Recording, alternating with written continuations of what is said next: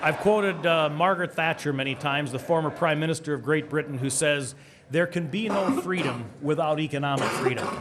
And it seems to me a primary freedom in order to enforce your economic rights is your ability to go to work for whomever you choose without having to pay a third party for the privilege to do so.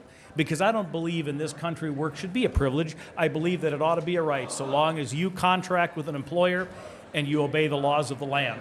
So this really is about with whom do you choose to spend your time and assemble and associate, and with whom do you choose to pay your money to voluntarily rather than being compelled to do so by law. After right to work passes, they will still be designated to represent employees under the process of the National Labor Relations Board. They will simply have to do so in terms of a voluntary interface with those employees for the payment of dues. They'll have to collect the dues like everyone else in the marketplace to assure they continue to have the favor of those employees. The whole panoply of collective bargaining will remain in place for unions, will not be disturbed by the passage of this amendment.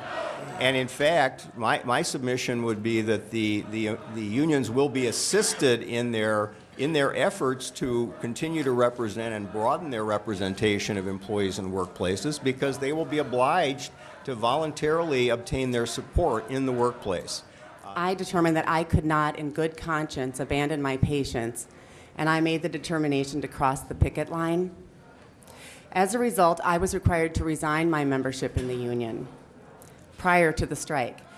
It would be an understatement to say that making this decision to follow my conscience, I paid a very steep price for that decision.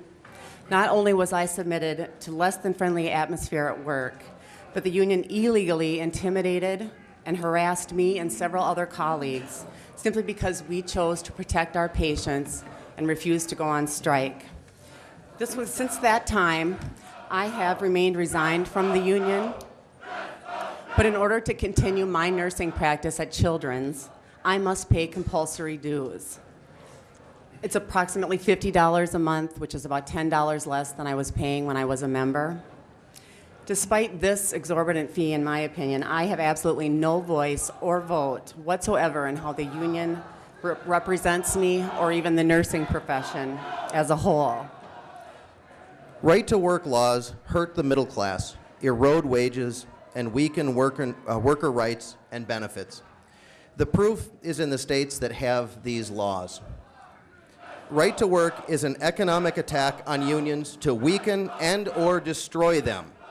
If this is a debate about whether there should be unions, MSCF welcomes it.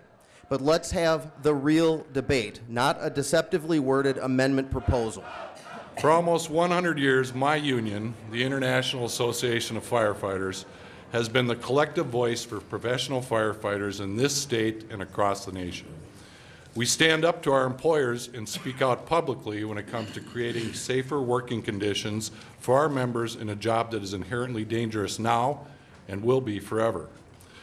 We not only collectively advocate for our own safety, we also collectively advocate for the safety of the public.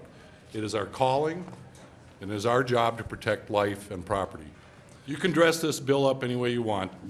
The truth is, right to work bill is a public safety disaster measure, plain and simple. This bill will effectively silence the most important voice, our voice, when it comes to the safety of firefighters and the public. We can't expect and won't wait for our employers to come up with innovations to make our job safer. We are the experts.